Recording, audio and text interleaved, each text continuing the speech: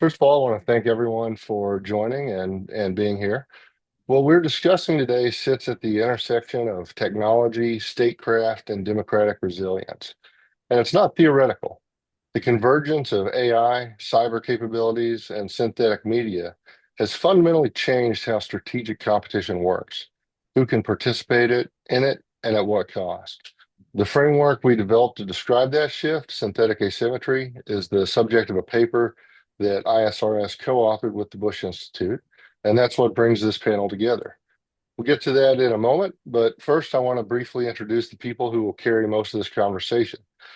We have Igor Krestin, who is a senior advisor for global policy at the George W. Bush Institute. He's also a visiting fellow at the National Security Institute at George Mason University. We have Brigham McCowan, who's the chair and CEO of the Alliance for Innovation and Infrastructure. He's also an ISRS board member. We have Tara McPhelan. She's the chief operating officer at the National Security Institute at George Mason. We have myself, Dave Venable. I'm the chair of ISRS, a former U.S. intelligence officer, also a former CISO. And moderating, we have David Hamilton. He's the executive director at the University of North Texas National Security and Economic Strategy Center. He's also the founder of America's Future Series.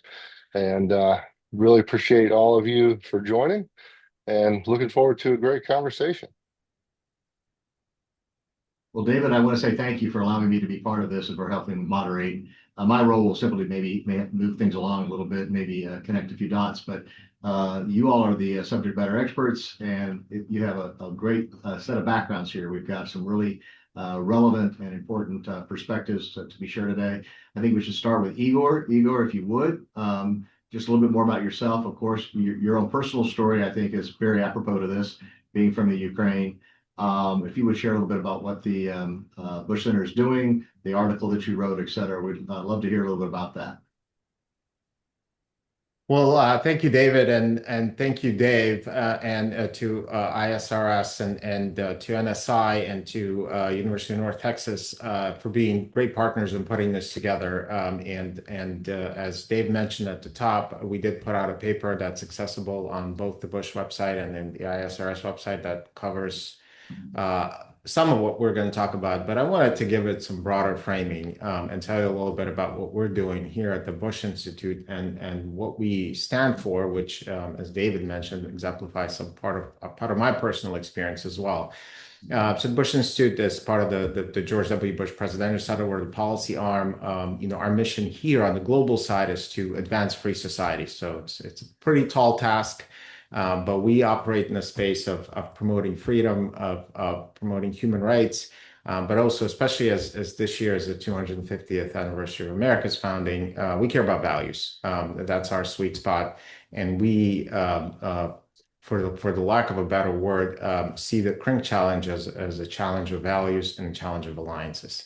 How do we lead with our values first, and how we bring our allies along with us and convince that America's vision of the world, which again traditionally has been based on concepts of liberty and democracy and centrality of human rights, along with, of course, very, very practical concepts of hard power and so forth, how we bring that to the fore. So that's what constitutes the work that we're doing here on CRINK. And next week, we will formally roll out this CRINK project. This will be a part of it. There'll be other elements that we're doing. We're going to do some additional briefings, and all of us here on the call here will be invited to those. And we thank you. We thank you for being here. But basically, in our vision, we need to view this CRINK as insofar as it's an alliance as is the greatest authoritarian threat to America's primacy that we've ever faced. A rising China and aggressive Russia that's willing to use force and power. We obviously have a conflict in the Middle East that, as of now, isn't showing signs of abating. The North Korea challenge is getting more graver by the day. That regime is growing in confidence because of its relationship with Russia and other relationships. So when we examine those things here at the Bush Institute and what we stand for, and given President Bush's legacy and the sort of our imparting values, we want to see the United States take a more aggressive role in looking at these challenges and putting together policies, working in concert with not just our allies, but with Capitol Hill. And really privileged to have, wearing my other hat here as a visiting fellow, the National Security Institute, former fellow Hill colleague, Tara, who will talk a little bit about how Congress can be active in this and shape policies through its power of the purse, power to shape sort of how we operationalize our budgets, our intelligence. So that, in a nutshell, is what we're doing. So happy to explore any of those points. I know we'll have a lot more technical expertise here about the subjects that we're going to examine. But for us, the framing of freedom, human rights, and how technology interacts with those, which is what described in the paper, is central to our approach. And so look forward to your questions and passing it back to David. Well, thank you, Igor. Thank you for the wonderful overview of what you all do. I think anyone who cares about these things should really work hard to find ways to support the work you do, the important work you do at the Bush Center. I'm sure if they're interested, they should reach out to you, and we'll make sure that people can connect either in chat or et cetera. But you guys are doing really important work, which is really existential, and it's impactful for all of us in the future of our country and Western civilization. So I thank you for the work that you're doing. I think we might start with just making sure we frame the discussion, what we're talking about here. I think people understand what CRINK is. One of the terms that we're talking about here is synthetic asymmetry. And I know what asymmetric warfare is. So maybe someone might tell us a little bit about the origins of this, what synthetic asymmetry is about, and maybe what it is, maybe what it isn't. Maybe some people think about it maybe in a way that you would encourage them, but otherwise. So I would turn this either to Tara or to Brigham, if you would, one or both of you talk about this, and maybe are we thinking about this right, or perhaps there maybe is a better way to think about synthetic asymmetry and the CRINK challenge. Let me jump in and sort of give the overview of synthetic asymmetry real quick. That makes sense. So strategic competition has always rewarded actors who can punch above their weight. Historically, asymmetric advantage was a condition, something that a weaker power discovered along the way, or in many cases stumbled into. A guerrilla force up against a conventional army, things along those lines. Small state using geographic advantage to neutralize a larger state's firepower. Asymmetry was real, but it was very situational. The key point being that they found it rather than built it. Synthetic asymmetry, as the synthetic part implies, is something different. It's an asymmetry as a deliberate design choice. It's engineered often before the competition begins. The convergence of AI, cyber, and synthetic media has created a new class of strategic tools that share three properties no prior combination of instruments is offered simultaneously, which is they scale cheaply, they often operate below the threshold of recognized conflict, and they're structurally difficult to attribute. That combination doesn't just lower the cost of projecting strategic leverage, it changes who can project it, at what scale, against whom, and with what expectation of consequence. So the implication is not that military power no longer matters, it's that state or non-state actors no longer need military parity to achieve the strategic effects that previously required it. Institutional trust, electoral legitimacy, economic coordination, infrastructure reliability, these are all targetable now at price points that were unthinkable a decade ago. CRINK actors didn't discover this and exploited it. They've built toward it. Yeah. So that's the difference. It's a very intentional approach, right? Versus accidental, therefore synthetic, and even therefore more powerful when these bad actors apply themselves this way, they can have, you said, fight way beyond their weight. And can you give a couple of examples of that? Sure. So the recent and probably case study that most people are going to be familiar with is Ukraine against Russia. The use of drones, the use of coordinated cyber, the use of AI targeting, all of these things coming together and that convergence itself resulting in outsized impact. That's the real key distinction here. And I do want to point out that the tools used are changing daily and will continue to. It's not about those particular tools being weaponized. It's really the weaponization of the convergence of advanced technology in ways that we haven't seen before or don't anticipate. Um, and another key point is that once it's happened, actors may anticipate that in the future, but the the other actors will often be designing new approaches that are now unanticipated. So, a good example, Brigham, you have spoken about how these attacks could be launched against our infrastructure. And cite the Colonial Pipeline as an example of one of these. Could you speak a little bit about that and maybe how we're thinking about this, maybe how our thinking has changed with regard to being a warfare domain versus, a kinetic warfare attack versus other kinds of attacks? Yeah, sure thing, David. And again, thanks for inviting me to be on the panel here. I mean, you're right. I've spent most of my career operating and regulating critical infrastructure systems. What interests me sort of about this is not just simply the dimension of cyber itself, but what happens when these threats begin affecting the system that we depend on each and every day, whether it's energy, transportation, communications, logistics, supply chains.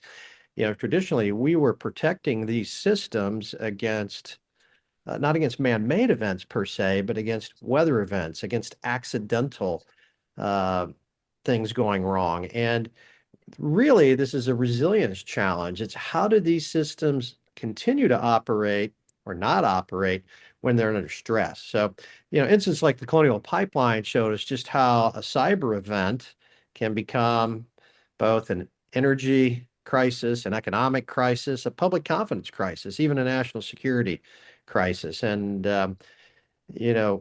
what we learned from the Colonial Pipeline incident is a major artery that provides fuel up and down the U.S. East Coast is not very well protected against, frankly, random ransomware attacks. And, from that perspective, I think we need to better understand how we think about and mitigate risk. Life, I say that life is about risk management, right? When do you cross the street? Do you wait for the sign? Do you cross in the middle of the street? How fast do you drive? All these things are about risk and about mitigating risk. And it's almost impossible to entirely eliminate that risk.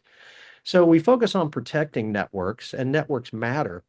But I think what society and we should all really care about is whether or not fuel continues to flow, freight continues to move, does electricity stay on, and do critical services remain available?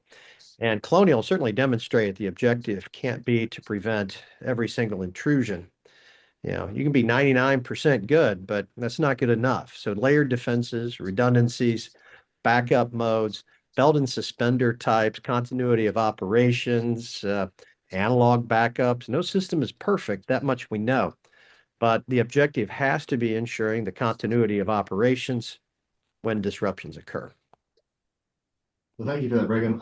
Lots of other examples I think we'll touch on here in a second, but with regard to all of these, Tara, we need to adjust. Our leaders, our policymakers, are adjusting to this in real time, and it's very difficult with the way that bureaucracies, large organizations, leadership has to adjust. They don't typically do this sort of thing in quick time. So, how would you say that our policymakers are adjusting? How they're doing it? Are we sort of are they focused on the right things? Are there some advice you might give in terms of policy in dealing with these issues? Yeah, well, thank you for that. As I'm taking notes and we're talking about the speed in which these things happen, it's almost the it's almost the opposite in terms of how things work in the legislative side of things. And we know, the United States Congress is a deliberative body for certain reasons. But with that being said, I think Congress can move and at times does move quickly on certain things related to when it's threats of this nature and otherwise. what I would say broadly is when we think about how on the legislative side, what could happen is an overarching guidance is what can Congress do?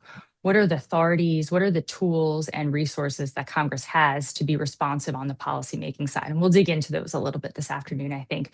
Then we look at what should Congress do? What are the policy actions that Congress can do that can be helpful and what actions they should take? And then what will Congress do?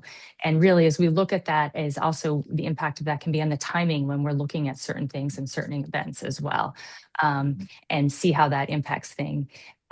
Brigham, as you brought up sort of the layered defense and backups and redundancies, I was thinking of the congressional oversight of those types of activities and sort of how this works from my experience working on the Senate side is that there's an ongoing group of very dedicated national security members focused in both the House and Senate and staff that are tracking these issues on a regular basis. And they're working regularly with the intelligence community and the Department of Defense and the executive branch to get the intelligence updates and threat warnings on these types of things. But as we know, sometimes we don't have the best depth of knowledge on some of these activities as they're occurring. And so these experts that are tracking these issues through formal mechanisms with daily briefings and hearings and otherwise too, they're also looking at getting information and updates to track these activities and looking at what does the executive branch need, what does industry need to be responsive to these type of events. And so there's an ongoing effort to look at different tools and leveraging them, whether there's legislative authorization or appropriations, or a very good tool. And when it's sort of a time sensitive issue, and I'm thinking of when the Colonial Pipeline events happened, was having hearings, raising awareness, public awareness hearings to get the public involved, raising, issues of concerns, but also mitigation as well, and being responsive in that way. So those are just some of the things Congress is doing, and it varies across this essential threat environment. But we can spend some time maybe later in the discussion talking about how Congress is structured to really do this in the type of speed that we're talking about in this different sort of synthetic asymmetry environment. And that's an area where there's an opportunity for improvement and enhancement. And so policymakers have the challenge, I think, that maybe operators, people trying to thwart these, handle these issues have, which is attributing where this attack came from, who are the various actors, do they pretend to be other people, not being able to tell where things are coming from. How does one make policy sometimes when you don't even know who the actors are, et cetera, who's originating them? And I think that's one of the core concepts here with synthetic asymmetry. And Dave, you all might all weigh in on this a little bit, but this challenge of not being able to attribute it and where these things come from, it could be a nation state pretending to be a hacktivist, right? It could be a hacktivist pretending to be a ransomware organization, a crime. So I'd open this to all of you, and if you'd like to talk a little bit about how we deal with this challenge of understanding who exactly is attacking us and how they're doing. Whoever would like to go first? I'll jump in first. Yeah, that's exactly right, and it's a problem that we've not faced traditionally. And there's another component to this that I want to point out, that a lot of these choke points that states are relying on today are controlled by corporations. We've seen that a lot with Starlink in Ukraine. There's a large number of examples of infrastructure relying on corporate infrastructure, cloud, et cetera. And so one thing that we've seen is that that corporate cybersecurity has really become the front line of national security in fairly unexpected ways. And one of the main issues is that companies are not built for this and are not built to reward this. Typically, you'll see shareholders appreciate efficiency, not so much having two of everything, right? And so the current environment is one in which any of these choke points are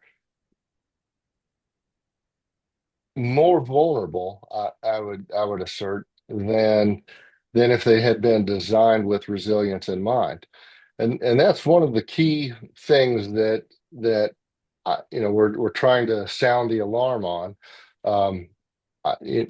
both through some publications, the Cipher Brief has put several out on this as well as some other places, and so I just wanted to mention that in there, but I'll open it up for everyone else to weigh in as well. Well, Go ahead, Brian. yeah, I'll take a quick pop at it here. Traditional deterrence really built around attribution and punishment, right? Who did it, and there's a consequence. That's what deterrence is all about. But if that attribution takes months or never becomes certain, obviously that model is less effective. So I think from a company standpoint, deterrence must include denial. From a government standpoint, and this has changed. I think the U.S. government used to sit around and go, well, that attack, affected Sony. It affected this company. It wasn't a government institution. But I think we've learned that when it's closely enough related, the government has to take action. And I'm not suggesting individual corporations go on the cyber offensive, but the government can. And I think the record will show has intervened at some points. Resilience isn't just about recovery, but it's about changing that cost benefit calculation and making it clear that the time and money spent in trying to attack infrastructure just only achieves a limited disruption, and there's payback that makes it not worth it. But again, it goes back to that cost benefit calculus. And for many years, the attacker had the advantage, and to some extent still may. But I think that calculus is changing. Igor? Let me just bring a practical example in here, and maybe I could tag Tara after this because we have shared experience on the Senate side. In 2015, when I was working on the Senate Foreign Relations Committee, the subcommittee that had jurisdiction over international cybersecurity, our first challenge was to define what that is, which is a huge challenge because every committee in the United States Congress has some aspect of cybersecurity. Even the Aging Committee has an aspect of cybersecurity if you're talking about Medicare and Medicaid, right? It seems humorous, but that's the case. And then the attribution was the second part. At the time, the United States and China signed an agreement that said we shall not attack each other's critical infrastructure. But the Chinese do that, and they do that regularly, and they hide behind private actors, and it's impossible, and there's no enforcement mechanism. So that agreement, which was signed with President Obama and Xi Jinping at the time, had probably about the similar effectiveness as when Xi Jinping said he won't militarize the South China Sea. They went ahead and did that also.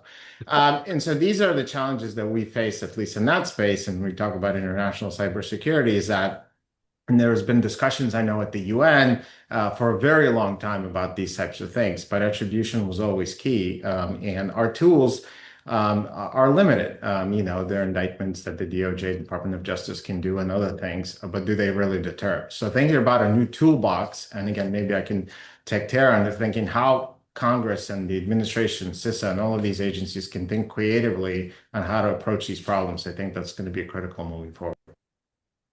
I think so. And on the Hill, there's been interest to do some of these things and sort of really look at how the legislative branch is structured to sort of tackle some of these challenges as well. And it's interesting you bring up the Aging Committee, because now as we're looking at the AI generated frauds and scams are particularly targeting the elder community. And so that really pulls in sort of some of these other committees that wouldn't necessarily be tied to a national security topic as well.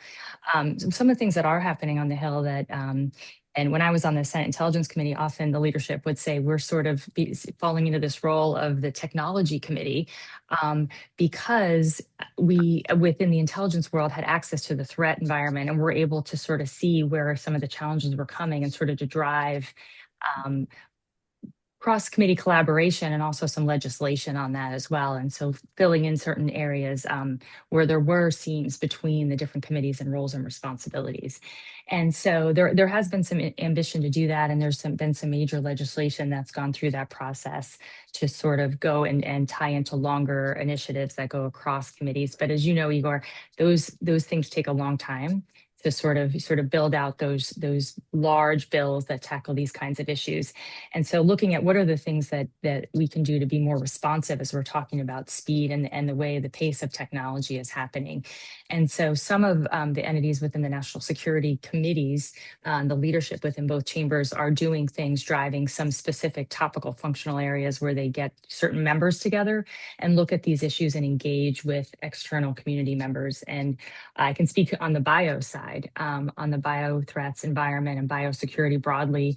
There were several initiatives on the Senate side while I was there looking at the biosecurity threat and looking at how it could be used for nefarious purposes, leveraging technology, and then tying into a lot of the things we're talking about here, but bringing in industry particularly, because the private sector is key in that particular domain, and sort of getting the perspective from the private sector to really help drive legislation and also appropriations and legislative direction too, as well. So those things are happening, but the pace, again, as we look at the timing and speed, it's still, we are not structured to be responsive in the way that this threat is really driving, unfortunately. And that's an area we need to collectively work on.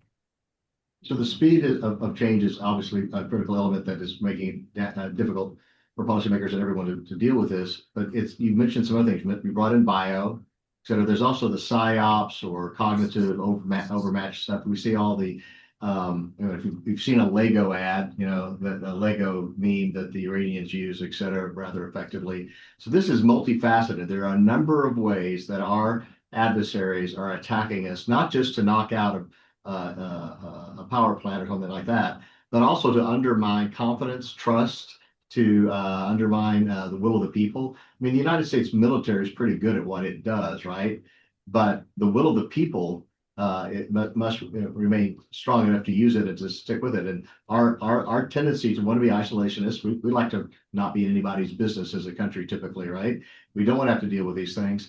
When they attack us this way through propaganda and other things like that, that adds another layer of complexity and a whole nother area of science that these policymakers have to become familiar with. They're having to become familiar with the bio threats. They're having to become familiar with the psyops, the technology, et cetera. So how do we make sure that they're informed?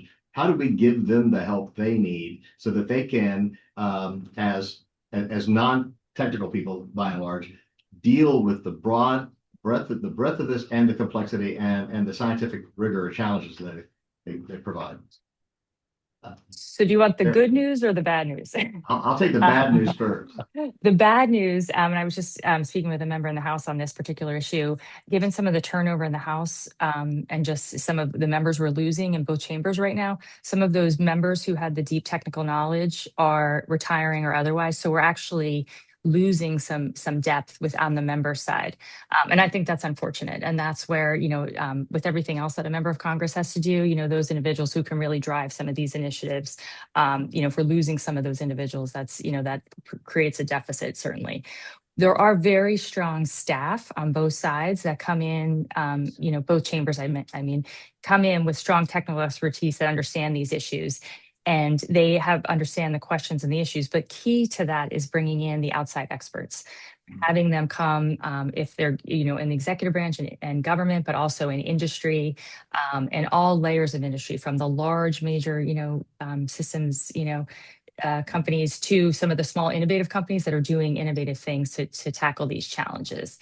And that's where even in my 10 years on the Hill, I saw an increase in that type of dialectic, because so much of these things that we're talking about now are really powered by what we're doing in the private sector.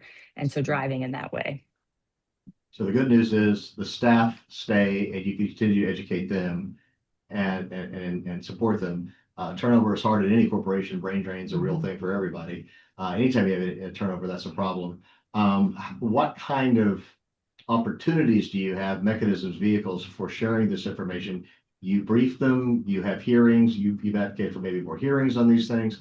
What are the things that we can do to help our policymakers understand the problems more clearly and effectively, as well as the staff? What are your mechanisms for doing that? I mean, certainly those things are all foundational, and then having those hearings where we get the experts coming in, and then doing engagement with members in the activities where, you know, some of these companies are housed. You know, a lot of members will go and visit certain areas where there's a lot of technology and impact happening as well, and engaging there as well, and briefing them. The kind of policy papers that get pushed forward, and that's where as I sit in the National Security Institute, and we help drive some of these initiatives and raising awareness as well, from policy papers and briefings, and engaging with members of Congress too. So there's a lot of information, but it's really, I think sometimes the challenge with these types of things is really determining the sound within the noise, and recognizing the overlay of the congressional environment too is the broader political environment where these things are happening as well. We are looking for good news. You've showed some. It may not be the best news, but it's good news. I'd love to ask Igor, Dave, and Brigham all to share the good news. What's working? What would you all like to see us do more of? Where are we having inroads, et cetera? Where are our strengths, and how do we build on those? And I just go down the line here. So Igor, let's start with you, if you would. In terms of policy and the work you guys do at the Bush Center, what makes you positive or upbeat about this issue? Well, thank you. Let me just back up to answer Tara's question, and I think we're both in the same.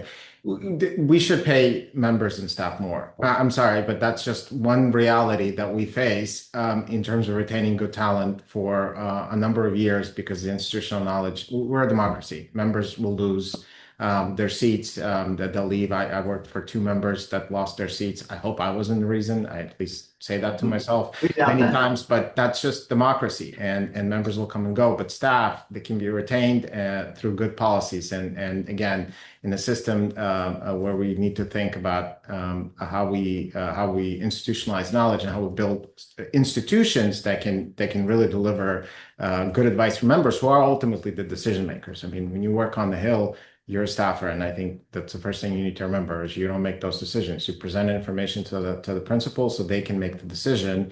You go and so that's just one aspect of institutional. We also on committees, I'll say we both worked on them. The amount of responsibility for oversight is not equal to the amount of capabilities that those committees have to look at those things. The document flow, the amount of things that are legislated where you need oversight, and you need staff to do that, and you need capable staff who understand the issue, because the agencies are much better staffed, including with lawyers. Let's be honest, who can get around the wording. So I'll just say that as an institutional charge for an institution I worked with, where we really need to look at ways to address that. Then let me just go back to the more important question. I'm bullish on America. I'm bullish for what it stands for our ability to lead the free world. We may look at the news and doubt that, but that is where I think we will prevail in this challenge against nations, because I think authoritarian nations, no matter how sturdy it seems, are really the clay colossus. They're weak because they don't have the institutional checks and balances, because they're a black box. To use Winston Churchill's quotes, it's bulldogs under the carpet, right? You don't understand. There's no transparency.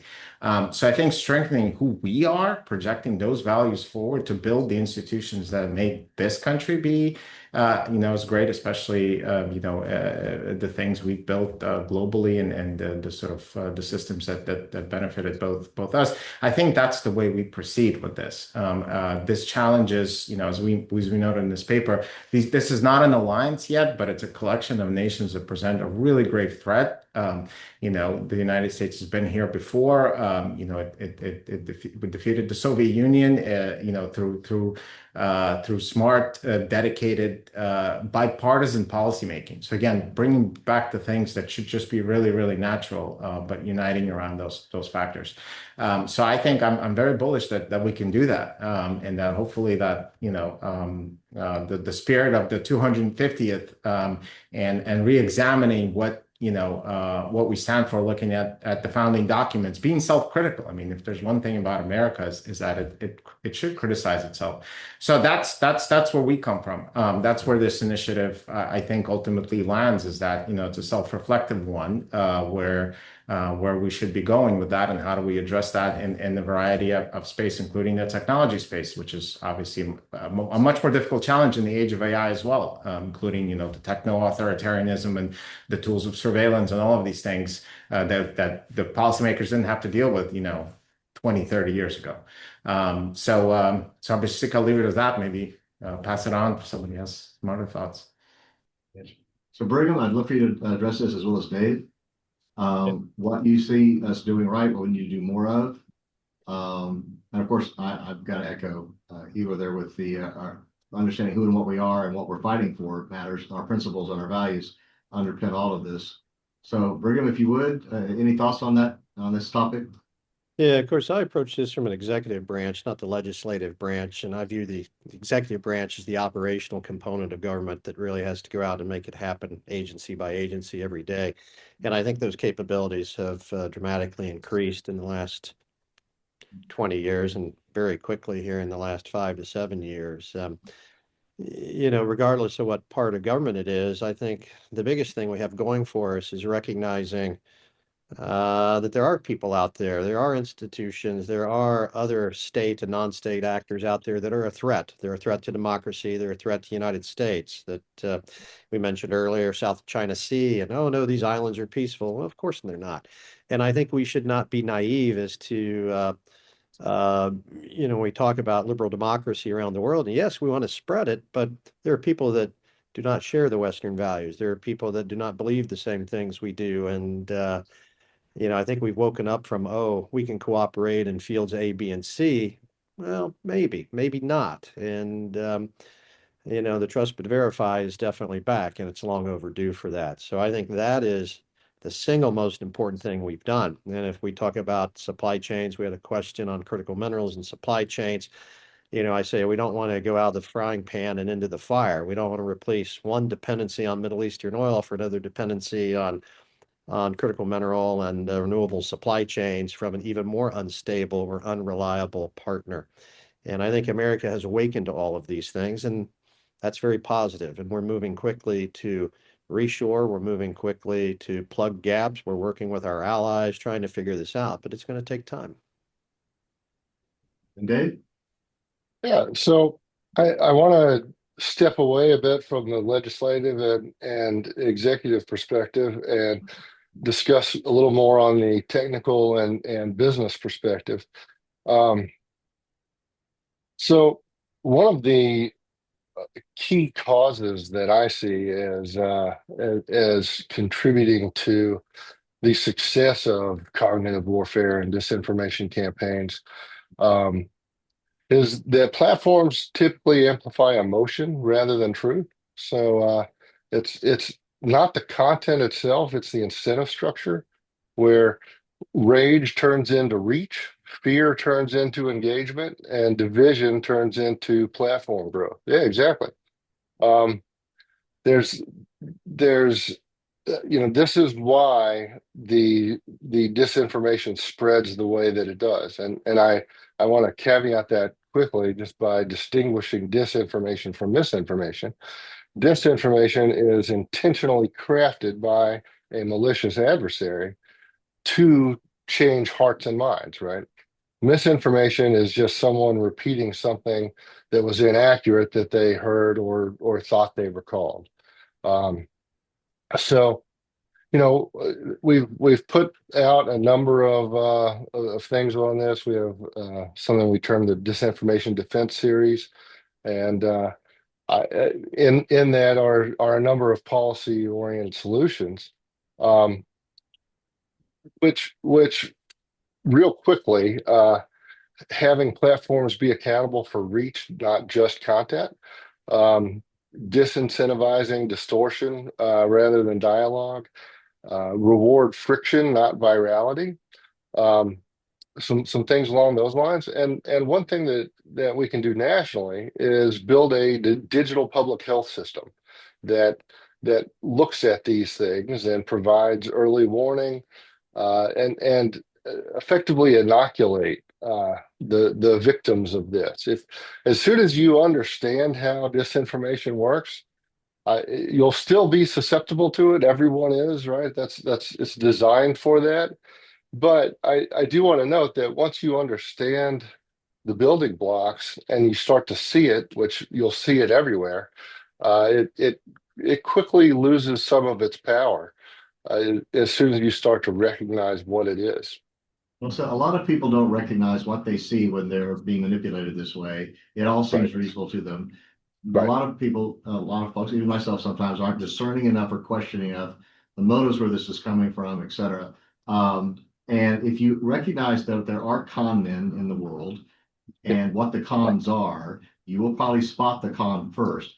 One of the things I preach on all the time, I don't have a good answer for it, is it just seems sad that the greatest talents, the greatest minds, the most certainly of our quant types, for a generation or so, have spent all their time trying to get money, their talents, getting us to click.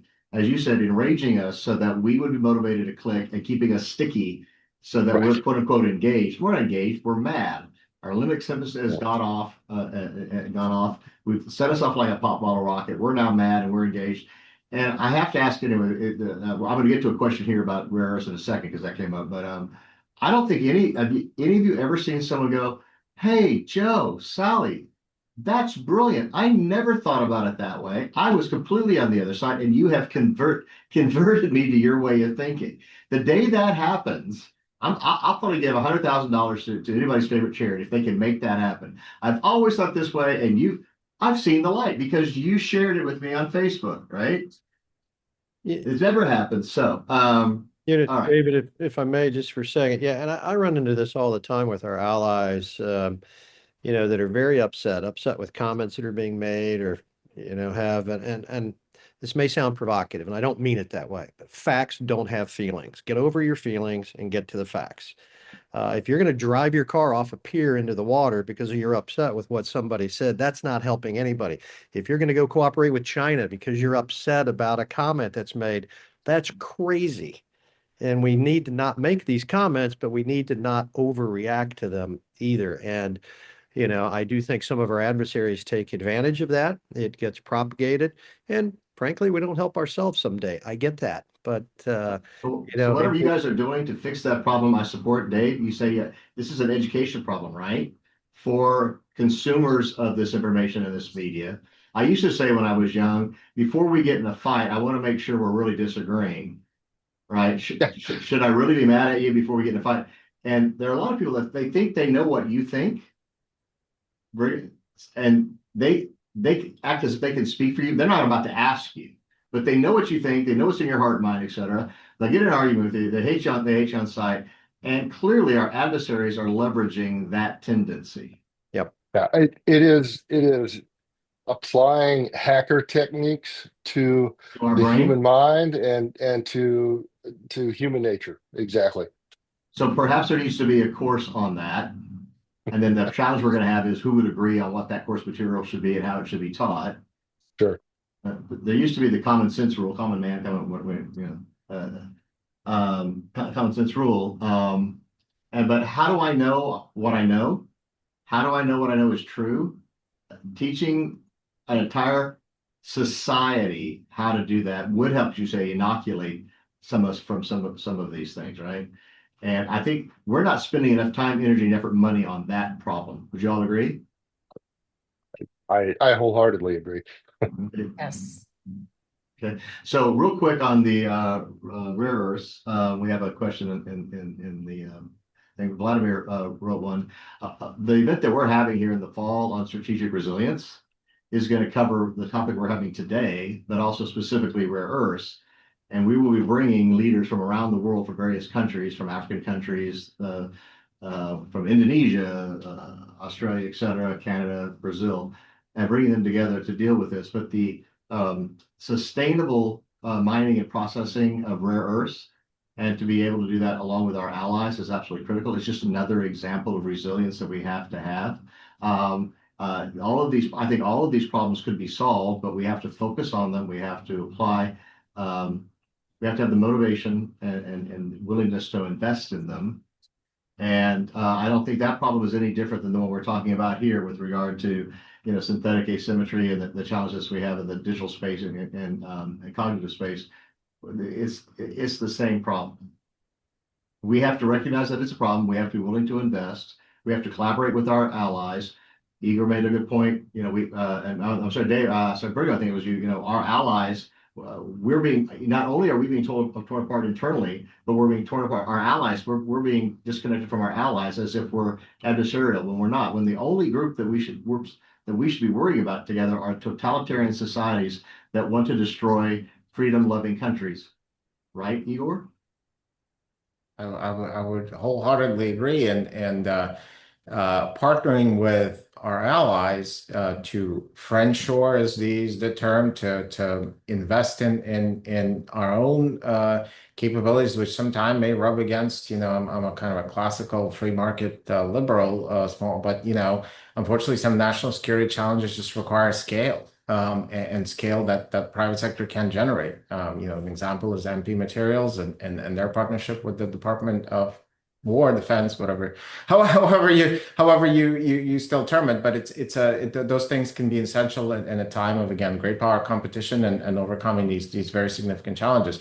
Let me just also give a shout out to Volodymyr, who asked the question, and his leadership on those issues as well, and working with even partners like Ukraine. We're both Ukrainians, and the United States concluded an agreement, and now without some public debate with Ukraine about cooperating on critical minerals. That's great. Let's make sure the Russians are out of Ukraine so we can actually do that. So let's solve that challenge. Let's help Ukraine kick the Russians out so that where those critical minerals lay, we can have access to those as allies. Let's cooperate with Ukraine on defense technologies. In fact, Volodymyr and I wrote a piece about that in the Hill about how we can do that because Ukraine can be a net contributor to our defense and not. So there's just ways we can do that, but working with allies really is essential to that challenge. So the first order challenge is protecting and defending Ukraine, Slava Ukraine, right? Secondly, and then we have to have ways of working together and mutual benefit. This is a great example of them, right? Well,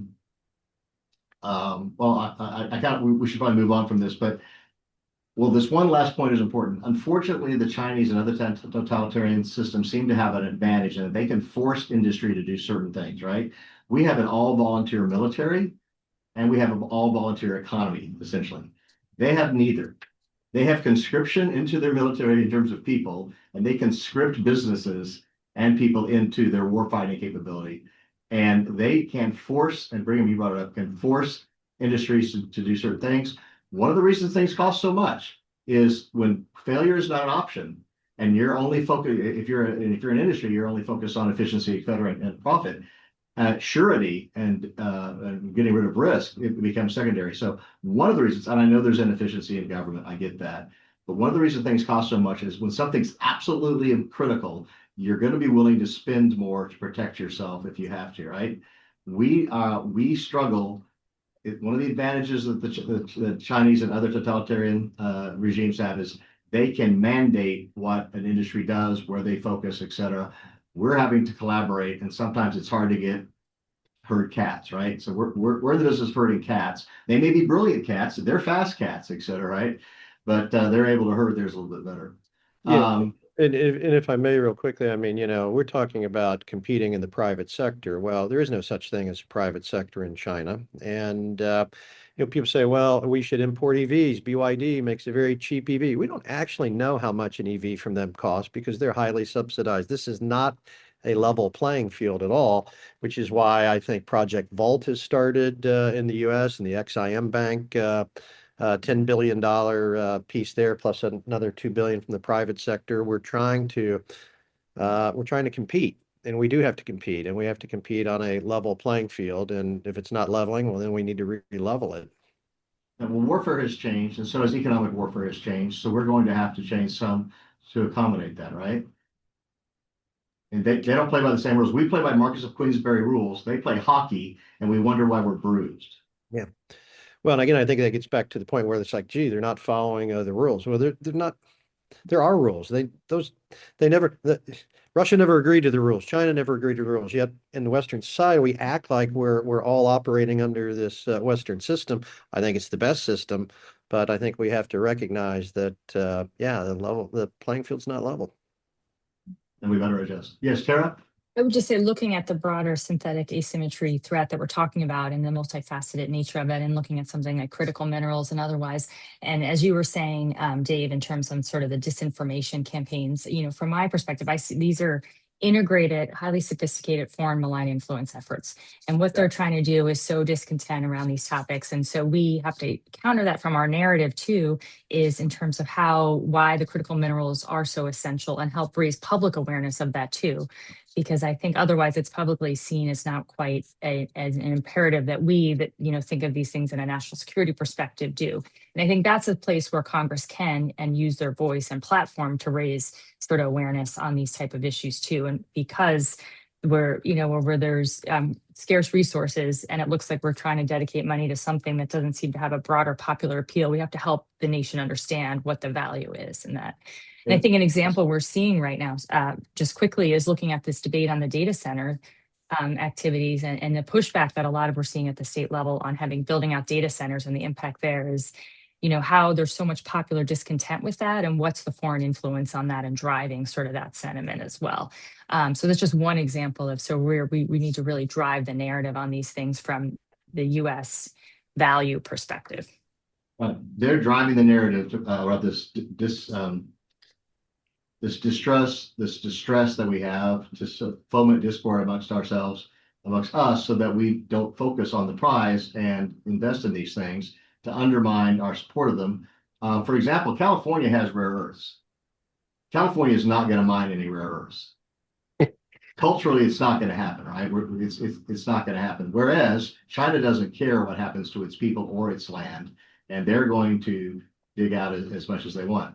When it comes to digging them out, so in Afghanistan, there were a number of strategic deposits that were bid out for contractors to work on, et cetera. No American companies won any of those. The Chinese won them all because they didn't have to make money, and they just wanted the copper, or they just wanted the tin, or they just wanted the whatever. They were willing to build the railroads to the mines, and if they were destroyed or their people were killed because of war, that was okay. They would do that. Freeport-McMoRan's not doing that, right?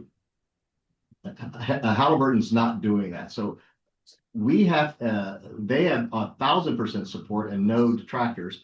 They then use social media, cognitive dissonance, this kind of warfare to undermine ours.